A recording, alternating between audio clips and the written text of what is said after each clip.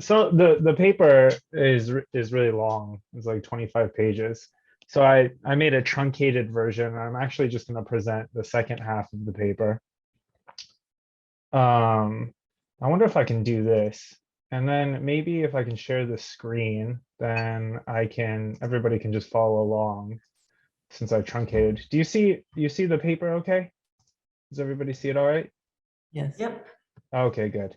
So then everybody can just kind of follow along because the one that's presented. Anyway, the first half of the paper addresses the economic reality of what most like translators that I know and myself in my own experience is that the economic reality of translation, I'm sure many people are familiar with this, is that you're consistently working on many different forms of genres and languages. And so like even in the same day, you might be tasked with translating like an email or like some kind of content in email, and then later at night you're working on a poem. And so these things, because of the economic reality of if you're a professional translator or even an educator, an academic, is you're constantly mixing different kinds of language that you're having to translate, and the genre distinctions and the philosophical or theoretical considerations that one has to take when they're translating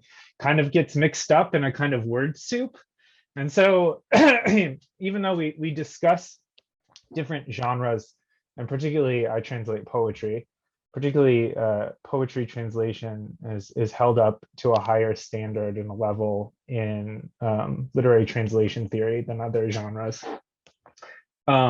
Because of the different kind of jobs that I'm constantly doing regarding translation, even poetry gets kind of mixed up with all these different forms of translation. And then, of course, everything gets kind of flattened out. Anyway, but the second part of the essay has more to do with the distinction between translating poetry and K-pop narration, because I also translate some K-pop narration. K-pop narration, or what they call narration, is for this group that I translate for. They have like, I guess you would say like poetic monologues at the beginning and end of their albums as introductions and intros and outros to their albums.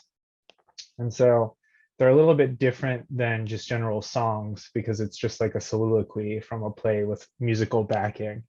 And so I wanted to discuss the difference between poetry and K-pop translation. So I guess I'll read this part, and I've only got 20 minutes, so I'll try and go fairly quickly.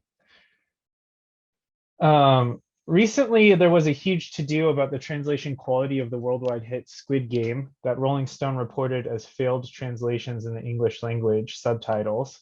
Maybe everybody's heard of this. The TikTok user Youngmi Meyer made a series of videos explaining where the translations went wrong and why that matters in each particular case. But they also didn't want to blame the translators, saying, translators are underpaid and overworked, and it's not their fault. It's the fault of producers who don't appreciate the art.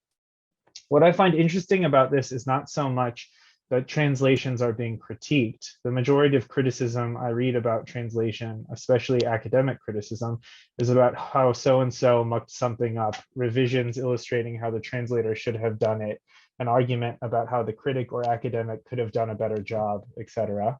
What struck me is the last thing Meyer said, that the errors were a result of producers who don't appreciate the art. Although the ambiguity was probably not intended, it left me wondering if Meyer was referring to the art, as in the art of translation, or the art as in Squid Game. What I find interesting is that it is my experience that when I translate poetry, I'm always in the position of having to play the dual role of having to explain and justify the art of my translation, the choices I make, the method, and also the art of the work I have translated. I'm asked to be a practicing translator, to be familiar enough with translation theory to explain my practice, to debate with others about why I made certain choices, but also I'm asked to be a scholar and critic, to explain why I chose to translate the text, how the text fits within the history of the literature, why the text is important, what are some of the major themes of the text, how to teach the text, how my identity relates to my reading of the text, how my identity relates to my translation of the text, etc., etc., etc. Conversely, there is my experience translating narration tracks for the K-pop group ENHYPEN. This includes the intro-outro on their first mini album, Border Day One, the intro and outro tracks on the second album, Border Carnival, and the intro and interlude for their first full-length album, Dementia Dilemma. Now, it could be argued that my translations aren't translations, since the group performs these songs in my English instead of the source language of the text. Additionally, for a variety of reasons, I took liberties in the translation of these songs that I wouldn't have taken in poetry. For this reason, and I think this is the first and only case this has ever happened in K-pop, I demanded to receive credit for the translation in the album liner notes. Although translating poetry is held up to be translation par excellence, in my experience of translating K-pop for ENHYPEN has been extremely rewarding both economically and creatively. I've been allowed to translate free of many of the burdens that come with poetry translation. As I said earlier, I have always had to explain, introduce, and justify my translations of poetry, but I'm never asked to do any of these things when I translate K-pop. When I translate K-pop, I just translate. I don't write grants. I don't do any of the ancillary unpaid tasks. I don't think about positionality. I don't have to introduce or place the work within any context. And most importantly, I've never had to justify my decisions or feel it necessary to justify them. I just go into the lab, do some experimenting, and get paid. Because I don't have to feel the weight of having to answer any scholarly questions about K-pop or my translation methodology, I'm free to take liberties I wouldn't feel that I'd have if I was translating poetry. That doesn't mean that my K-pop translations are even more transgressive and creative than my poetry translations. Far from it. Because of the nature of the K-pop genre, the type of cultural product it is, versus poetry, and particularly poetry of the avant-garde type, I have a completely different attitude towards both the process of reading the source text and writing the translated English for K-pop. That's because aesthetically, poetry and K-pop are complete opposites. Poetry, as far as I've known it, is about challenging oppressive and hegemonic ideologies, either overtly in its message or covertly through its use of language. Poetry is also about compressing language to carry as much meaning as possible. It's about defamiliarizing language, balancing sound and sense. Poetry often trades in the currency of paradox, aims to avoid cliches, works in a type of language that the poet Kim Hang-suk calls precise ambiguity. To echo the poet Mia Yu, I fear that most K-pop is about spinning back a glitter-covered and auto-tuned echo of the empire just to please it. It is about overloading the audience with a barrage of cliches, symbols, and allusions, a bombardment of things familiar yet recontextualized, reappropriated, hinting at a narrative thread or overarching structure that often crumbles as soon as it is investigated. It points to somewhere familiar and at the same time distant, referencing so many things and places at once that it is located nowhere at all. It is what I call monster kitsch. In short, poetry is difficult but rewarding because it provides the reader with secret, unfamiliar doors to unlocking new ways of seeing the world, which can be used as tools to challenge and destabilize it. K-pop is easy and fun because it bathes you in meaning that exists in the world, which allows you to live more comfortably. It allows the audience to feel empowered through positive branding and easy consumption. In my essay, Beyond Fidelity, Translation as a Language That Doesn't Exist, I argued that the literary translator needs to employ restraint because what they are shooting for is not pleasure, but the sublime. Then I paraphrased Harold Bloom, who was paraphrasing Pierce Byron Shelley, who said, "We need the plain radiance of the sublime to free us from the slavery of pleasure." K-pop is the opposite. The entire point is to have the audience indulge as pleasure slaves. However, as much as poetry is not like K-pop, they both occupy places within culture, are cultural products, and are linked in many ways. Many people look for and desire poetry in K-pop, and there are those that look for and desire some K-pop in poetry. Admittedly, I was always skeptical of K-pop having any value other than cheese, but K-pop in its own way can be subversive, and poetry can be cheesy like K-pop. Although I've lived in South Korea since 2012, I took zero interest in K-pop, both as an art form and a cultural phenomenon, until the first book of poetry I translated came out in 2016.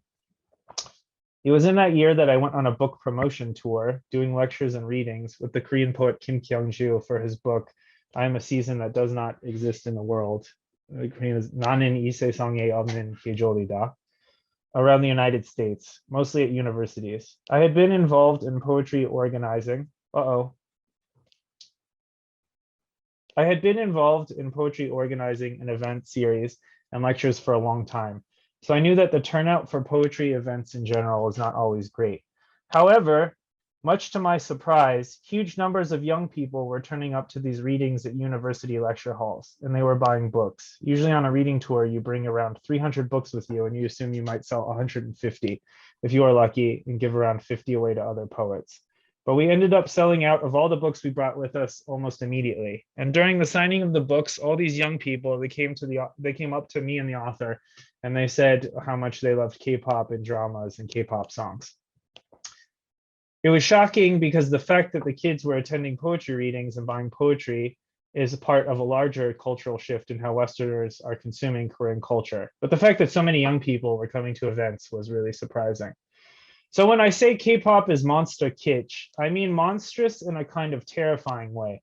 Aesthetically, images, themes, loaded symbols, and concepts repeat, and high and low art bleed together into a smooth cheesecake space. In terms of both the type and the amount of content produced, both the actual music videos, but also the supplementary content of behind the scenes videos, SNS updates, backstage content for super fans, etc. There's an overload of what is being said and what is produced, where so much is being said that the music doesn't actually communicate anything at all, that there's so much content being produced that no one song, dance, or music video has any lasting value. I also mean monstrous in the sense of Herman Brock, who called kitsch the element of evil in the value system of art, or Theodore Adorno, who thought of kitsch as poison. There's too many loaded symbols, depthless narratives, a hodgepodge of religious, political, social, and commercial kitsch coming from a wide variety of platforms. Historian Ted Gioia, in his recent book, Music, A Subversive History, writes, when companies treat songs as content for mass entertainment, they aren't really all that different from what Harvard psychologist Steven Pinker calls auditory cheesecake for the brain, akin to a recreational drug or a six-pack of Budweiser. Gioia describes how when music is treated as content, it is an admission that is generic, exchangeable, and is reduced to a bare commodity without social significance or larger purpose. I'll take just like a moment here.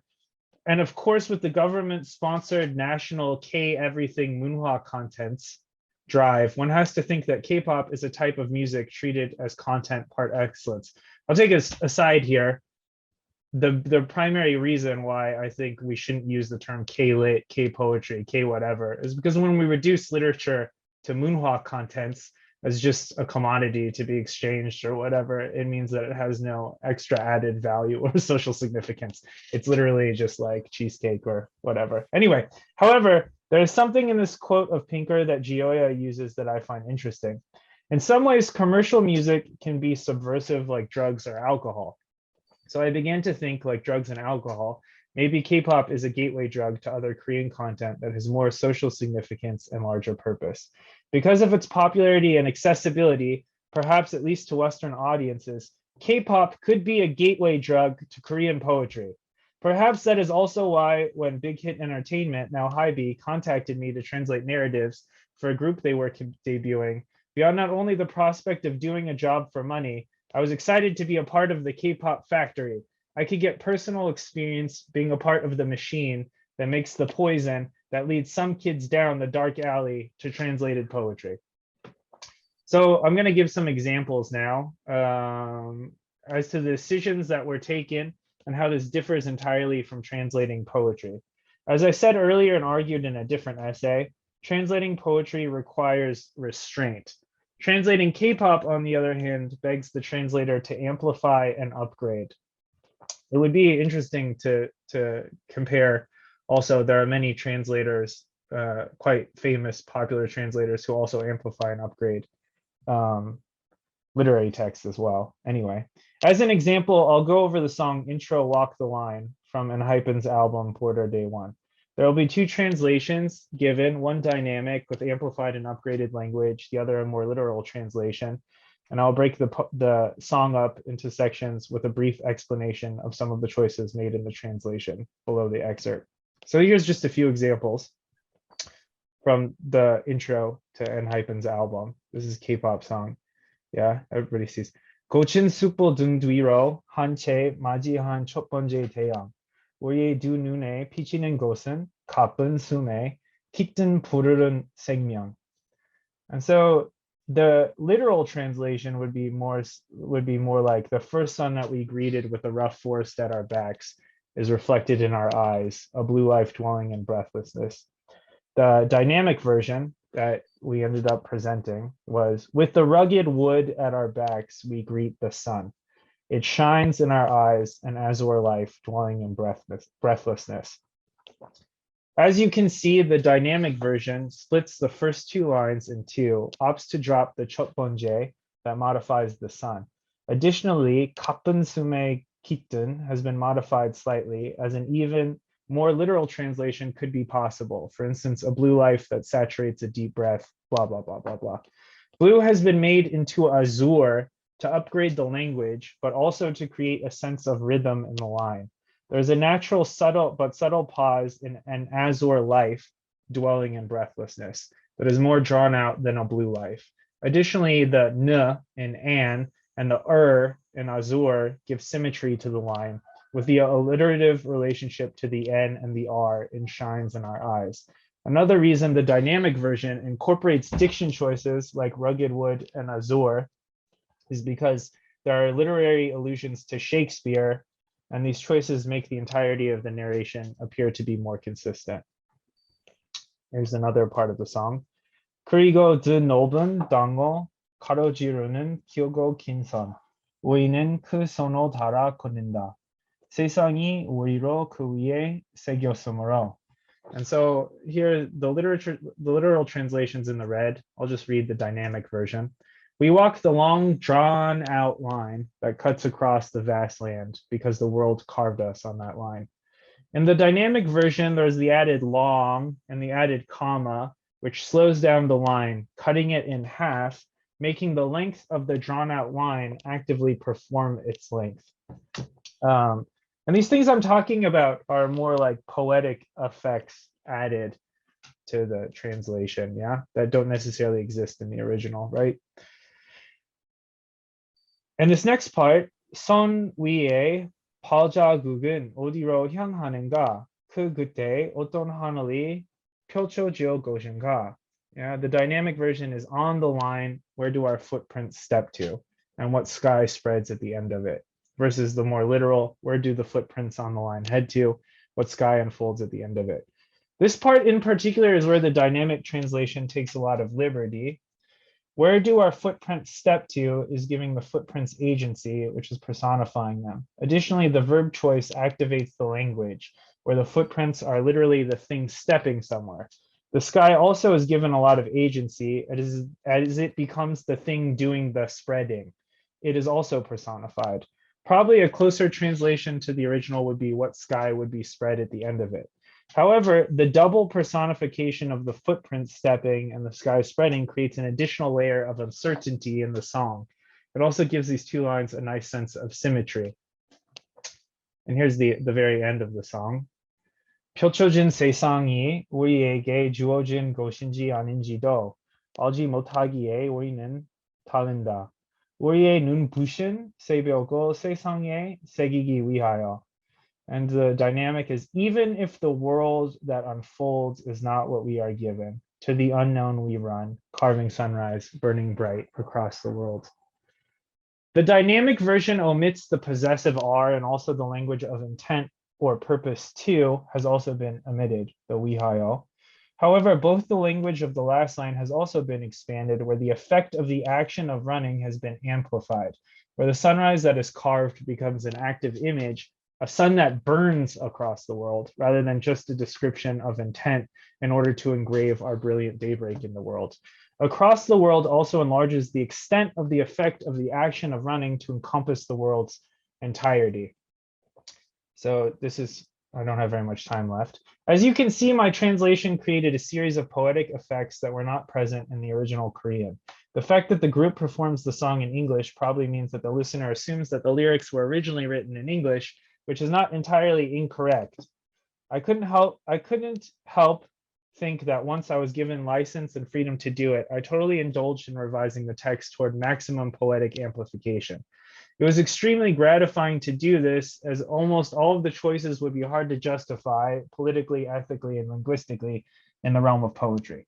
That doesn't mean that less creativity is required in translating poetry. On the contrary, creativity is required at all times, but so is subtlety and nuance.